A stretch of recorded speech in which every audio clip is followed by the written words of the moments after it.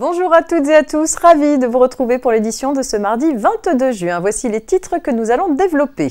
Qualification des heures réalisées entre la durée conventionnelle du travail et 35 heures et dégrèvement de taxes foncières pour les agriculteurs. C'est parti.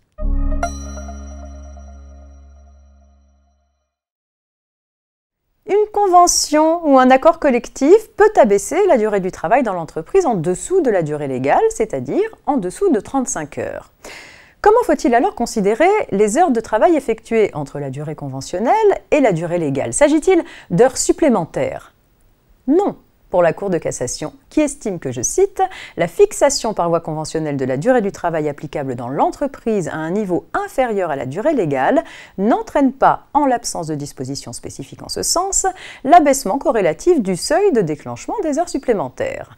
Cet arrêt du 2 juin 2021 pose le principe général de déconnexion entre abaissement de la durée légale du travail et seuil de déclenchement des heures supplémentaires. Il vise tout dispositif conventionnel qui prévoirait une durée du travail inférieure à la durée légale. Ce n'est donc que si l'accord collectif le prévoit que les heures comprises entre la durée conventionnelle et la durée légale pourront être considérées comme des heures supplémentaires.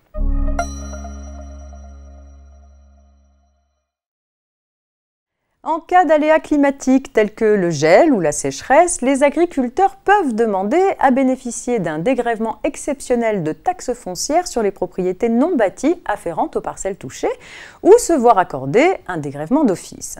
Dans une circulaire du ministère de l'Agriculture du 21 mai dernier, il est précisé que suite aux épisodes de gel du mois d'avril, le principe d'un dégrèvement d'office sera mis en œuvre chaque fois que cela est possible afin de soulager les agriculteurs concernés.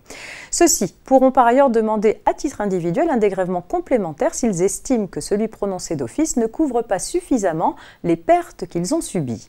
Le propriétaire des terres est le bénéficiaire direct du dégrèvement prononcé. En cas de fermage, l'avis de dégrèvement adressé au bailleur mentionne l'obligation de répercuter ce dégrèvement au profit du preneur. C'est tout pour aujourd'hui. Très belle journée et on se retrouve demain mercredi.